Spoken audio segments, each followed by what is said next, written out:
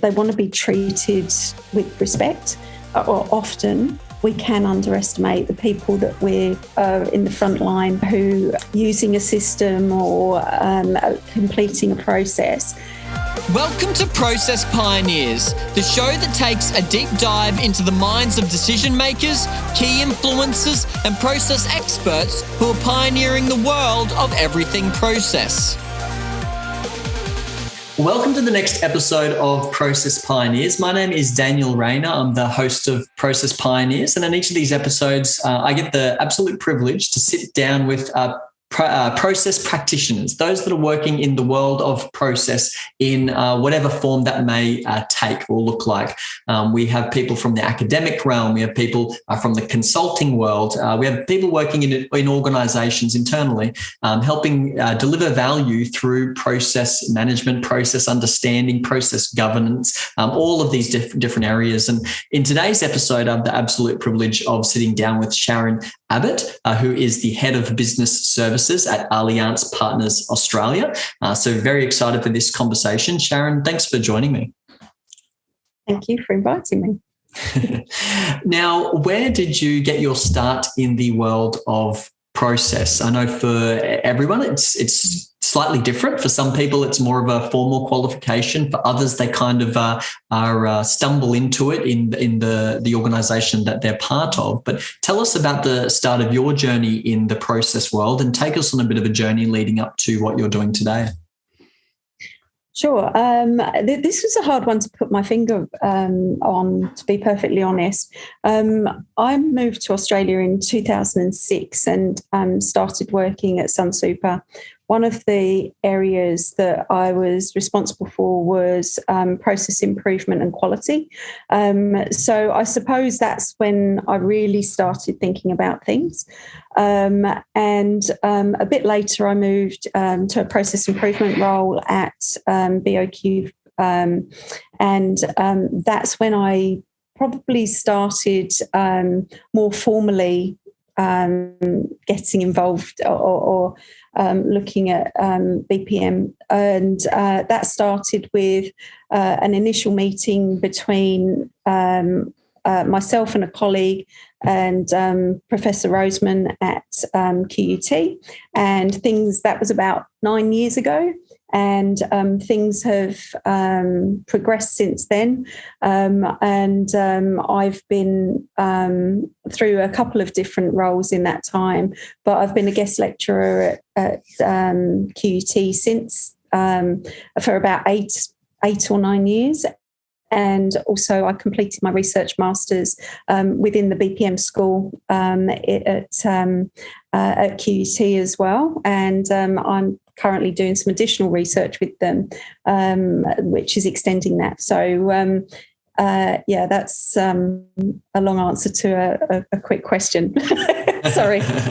No, that's fantastic. That's great.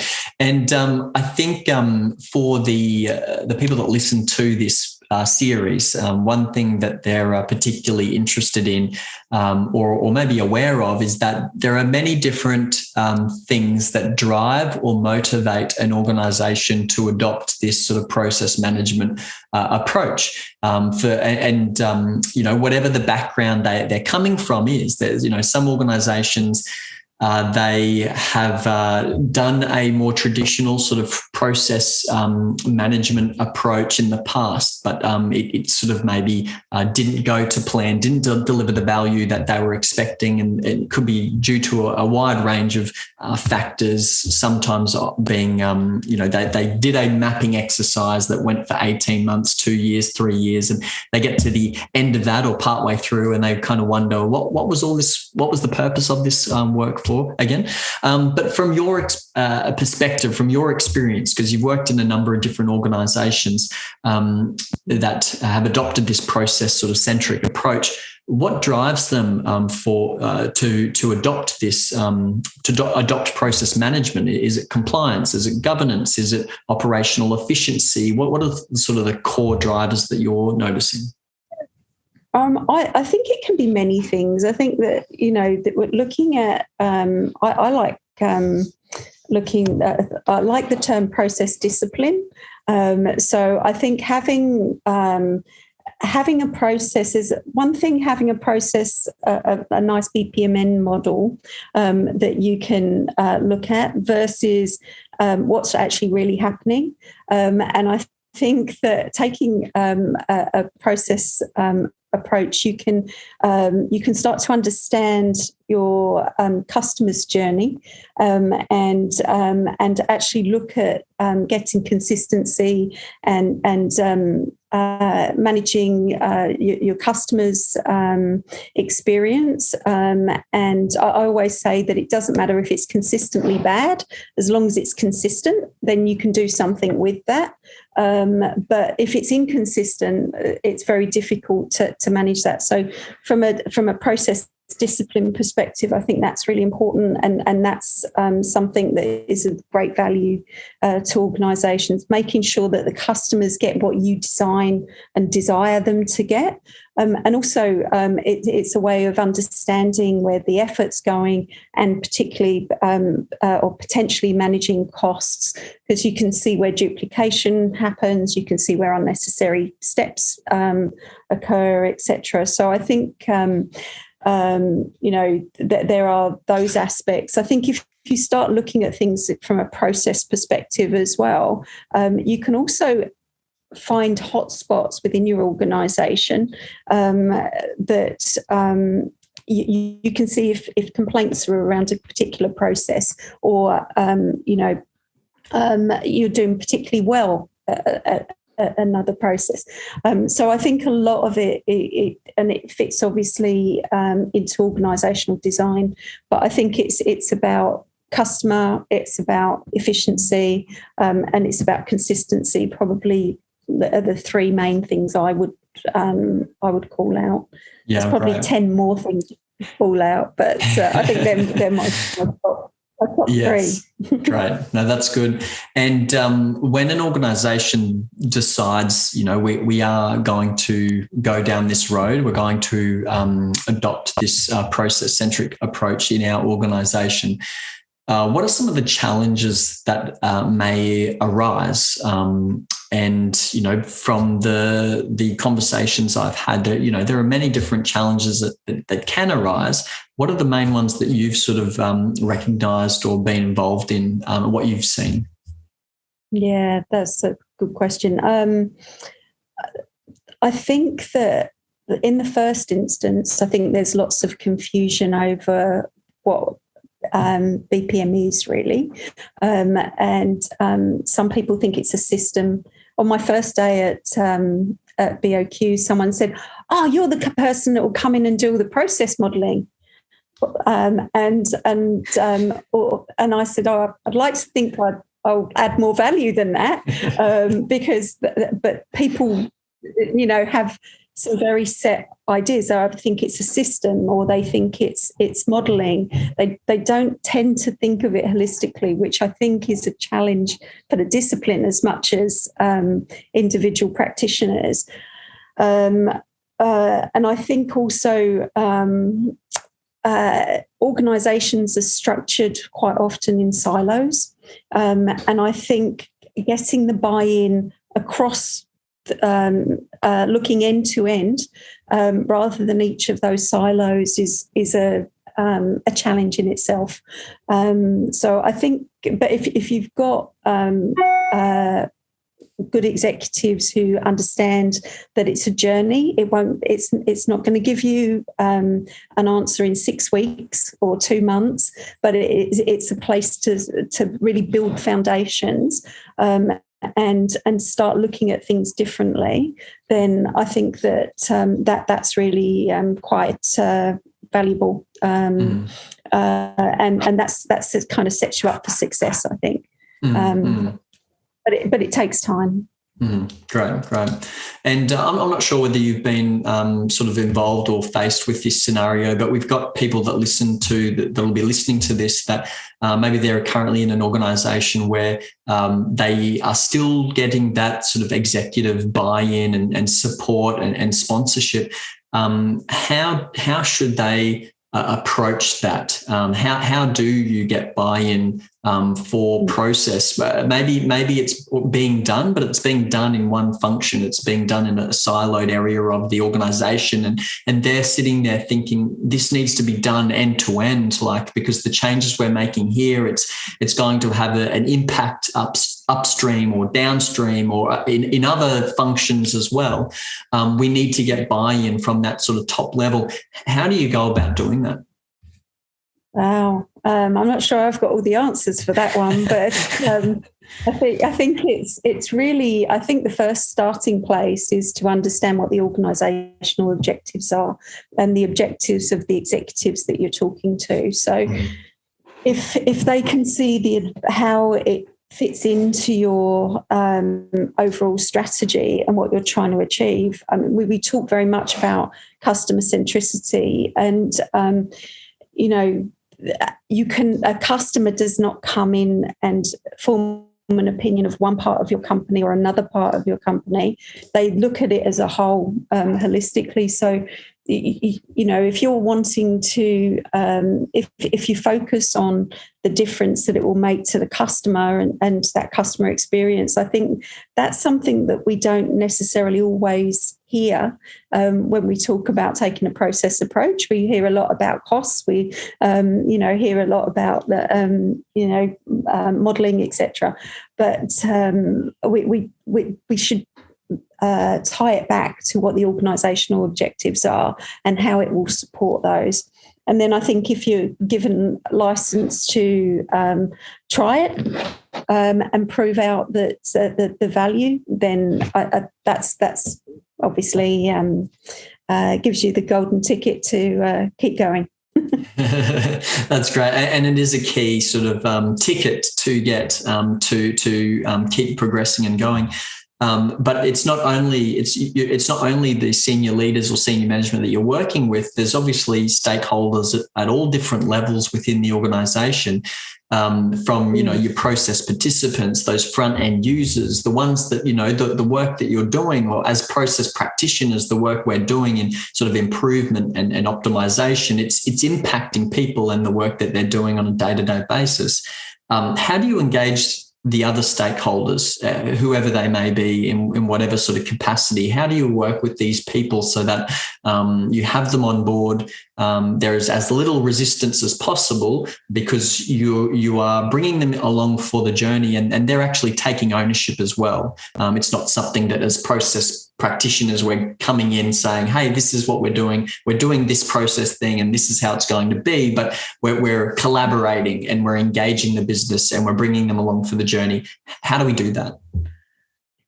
I think what's really key with people, with stakeholders, is that they want to be treated with respect. And I think that we kind of underestimate the people that, or often we can underestimate the people that are in the front line, who might be using a system or completing a process. And I think that we often forget that the value that they can bring, because they're the experts in what they currently do. And I think it comes back to what I was saying before. If people understand the impact on the customer, everybody wants to do a good job and they want to do things for their customer. And if it can be understood, if they understand what the objectives are, that's fine. But they want to be treated with respect. They want their status acknowledged, because, these are people that are experts. They want to have some kind of certainty about, so what does it mean for me? They want to be treated fairly. And so what I find is that if you do that with people, they will engage with you, and, things change, processes change. We always want to improve, and people are more than happy to participate. And I think, the principle of involvement which Von Brock has quite a lot of work that talks to this, if you involve people, that's a really good strategy, but it's about getting the right people at the right time involved. But I do find if you're honest with people about what you're trying to do, you relate it back to what their KPIs are. And this is something that we often miss because KPIs tend to be invisible. But if we understand what people's KPIs are and how the change will impact that, then I think that's and that's on us as practitioners. If we don't know that, and we might wonder why we're getting resistance, but quite often that's because people don't feel that you've treated them with respect. And I've had examples where I've gone into areas and people you tend to know what the solutions could work very early on in the piece. Most of the time is getting people to that point. If I go into an area and say to someone, hey, have you thought about X, Y, or Z?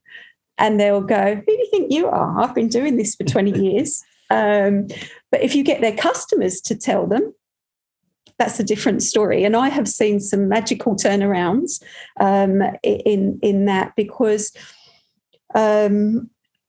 it wasn't about me telling people what to do. They were hearing things from their customers. Which suited the particular initiative I'm talking about, but the principle of respect and certainty and recognising the status, being fair with people, and above all, showing them respect is important. And I think that when we think about change management these days, we tend to think about training and communication, and we've got amazing change practitioners out there. But I think we should all think about change more holistically, and it's not about necessarily what we do to people. So we might train them, we might communicate with them, but that's not enough to make a successful change, in my opinion. And I'm sure there are lots of people that would disagree with me, but that's my view. No, that's good. That's great. And I know that when we were talking prior to this interview that you were talking about, developing and coming up with a tool to help with the engagement or at least the understanding of the various stakeholders involved.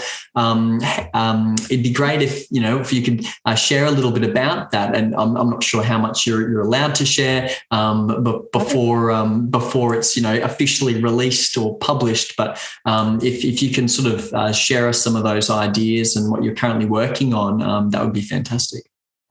Sure.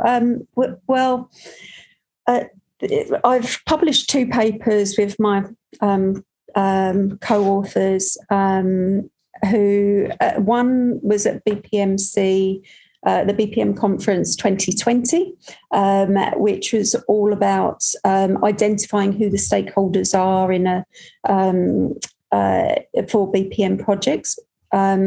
And in 2021, we were lucky enough to get another paper in, which was looking at the factors that influence engagement in BPM projects. So with the identification of stakeholders, what we found was that there weren't too many tools out there that were helpful in making sure you considered all potential stakeholders. There's a massive work on stakeholder management and some fantastic models out there.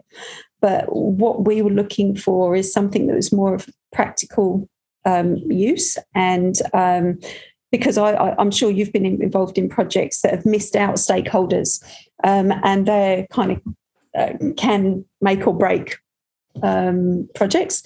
So what we came up with, excuse me, is a fairly simple 2x3 matrix, which has whether somebody's internal or external to the organisation, and whether they're a facilitator of a change, a catalyst for the change, or impacted by the change.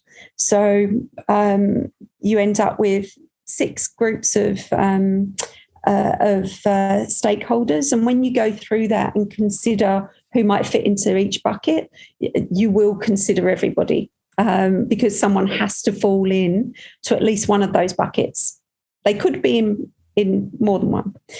As far as engagement goes, the paper that we did was part of my master's thesis, where we took literature and we took a case study and looked at what factors might influence people's engagement. And we validated a number of items that were in literature, and we came up with another 12 in our research, leading to about 33 engagement factors that might range from somebody's history of change, or whether they've got supportive leadership, etc. So there's quite a broad range of engagement factors that operate at different levels, and they have different lots of importance, or they vary in their importance over the life cycle of over the BPM life cycle. So those papers are out there, and they're there so that people can read if they're that way inclined. And what we're doing now is actually trying to come up with a tool which is currently prototyped. So we're just designing that at the moment, and hope to have people, practitioners and academics, test it to see what the value is, where we can identify where there are risks in an initiative for particular groups of stakeholders. So it might well be that we identify that infrastructure is a risk. Now, infrastructure is a really interesting one, because if you've got good infrastructure, that isn't an engagement factor, because everyone takes it for granted. But if you have bad infrastructure, or you have challenges with your infrastructure, that can be a disengagement factor. So that's quite an odd one. So the idea is that people would use this tool, have an assessment, and then narrow down areas that might be at risk for them in their particular project. And it's meant to be used, or we're trying to design it so it can be used across any size of project in any industry. Yeah, fingers crossed that becomes something useful for people. That's great. No, that's good. So, we've obviously, thanks for sharing that. I think it's going to be an interesting tool for organisations to adopt. It'll be really interesting to follow that journey and see when that's published and released. I'm sure you'll be doing testing with different organisations to see what the feedback and tweaking it as well as that. But we've obviously, spoken about drivers and motivation to adopt BPM, and also about engaging different stakeholders in all areas of the business when it comes to this process management approach. Do you have examples of or stories that you can share of wins, of scenarios where process management was adopted in whatever form that may take or look like, and it's delivered significant value to the organisation? Obviously, there are many different ways that process and understanding of your processes can deliver value. And you mentioned a number of those when talking about what drives an organisation, what motivates an organisation. Do you have a couple of stories or examples you can share where an organisation was here and they adopted process management, or they implemented something relating to process, and then they ended up here and it was a victory or a success that they were able to sort of share with the rest of the organisation? Absolutely. I'm trying to think of the most relevant one, but there was one that comes to mind, and I need to give an honourable mention to Lara Myers on this, because this was predominantly her work within our team. We built,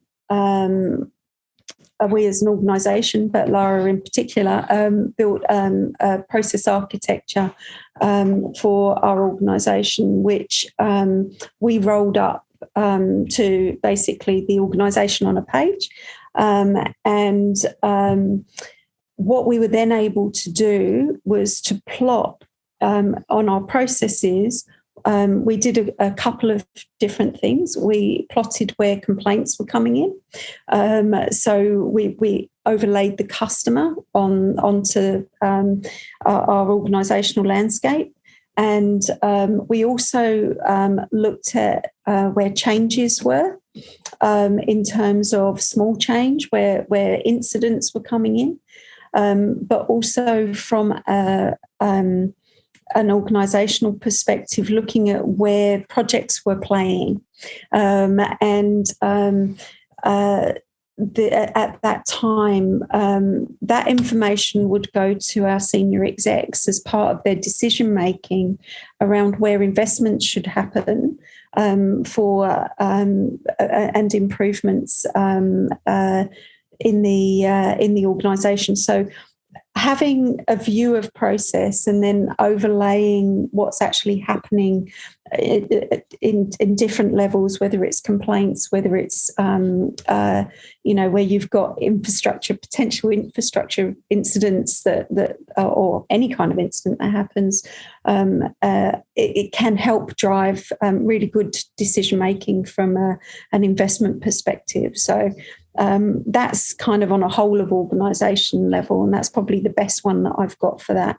Yeah, great. And would you say before that was in place, these investment sort of decisions suffered from a lack of visibility, would you say? What was it like before this was in place? I think what it added was more of a data-driven approach, rather than someone might think something is a good idea and go and do a little study and do some work and investments being made on that basis. And I think that happens a lot in a lot of organisations, whereas actually having an organisational view of things allows you to go, okay, well, it may well be, because everyone's got a limited pot of money that they're going to put into initiatives. They'll be able to go to have a look at the information they've got in front and say, well, that might be a good idea, but if we're going to spend money there where we've got no, the customer journey is fine, or here where we know that this is impacting our customers, then let's spend the money here. So it kind of, it's not that bad decisions were made before, it's just that it adds that extra focus, which is a better outcome for the organisation and obviously for the customers. Yeah. No, that's great. That's really good. And as we sort of wrap up the conversation, looking at the future of BPM, the trends that you're noticing, obviously every organisation is at a different maturity level when it comes to how they manage their business through their business processes. What does the future look like? What does the next 2, 3, 5 years look like in this space? Yeah, I think everyone is trying to automate as much as possible, and I think that there's so much value that could be gleaned from process mining and RPA, but we've got to get the information to make those as good decisions, and we're automating the right processes, that we continue, and we encourage in an organisation to look at the upstream and downstream impacts. So you should be looking end to end. I think with process mining, there's some amazing stuff that is happening there. I think that a lot of organisations, though, have some parts of their process that is within the system, and some that is out of a system. And I think that it would be great if we can end up with more demonstrating the value of how those things can come together. From my perspective, I would love to see the people side expanded as well, because people are our most flexible tool, and are, from an engagement perspective, that's critical for the success of anything, even getting the right solution. And I would love to see that expand, and there's so much more work that can be done. So the work that I'm doing with the tool, I would love, once we've got it out there, for people to use that, and us to grow and to use that information to help the success levels for BPM projects to increase. I think participation from the community in that would be amazing, and I think we can all benefit from that around the world, I think, not just locally here. That's great. That's fantastic. Well, Charon, I just want to thank you for sitting down with me and having this conversation today. It was great to be able to glean from you about engaging stakeholders, getting them on board, the language to use, what do they care about, understanding their KPIs and things that are important to them. So I think that's a key point that I took away from the conversation, and I'm sure that the audience will have gleaned a lot from the conversation as well. But, obviously we can only fit so very little into a 30-minute conversation. So for those that are listening, if you do have questions for Charon post this interview, please connect with her on LinkedIn, reach out to her, send your questions her way. I'm sure she'd love to connect with you, get in touch and have a conversation outside of this interview. So Charon, thanks for sitting down with me again. It's been an absolute pleasure. Thank you. It's a pleasure's been mine.